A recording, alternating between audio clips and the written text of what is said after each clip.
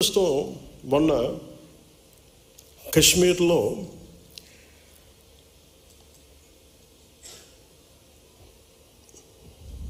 ప్రత్యేకించి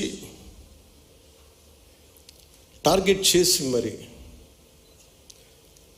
దాదాపు 30 మందిని చంపేయటం, చాలామంది క్షతగాత్రులు అవ్వటం, నా మనసుని చాలా కలిసి సగటు భారతీయుడిగా, నథింగ్ టు డూ విత్ దీని పాలిటిక్స్ సంబంధం లేదు. అది ఒక ఉగ్రవాది తోటా పేలితే కన్నీళ్ళు భారతదేశం నలుమూల వస్తాయనడానికి మన రాష్ట్రం కూడా నిదర్శనం. ఎక్కడో వైజాగ్లో ఒక రిటైర్డ్ బ్యాంక్ ఎంప్లాయ్ ఆయన ప్రాణాలు కోల్పోయాడు.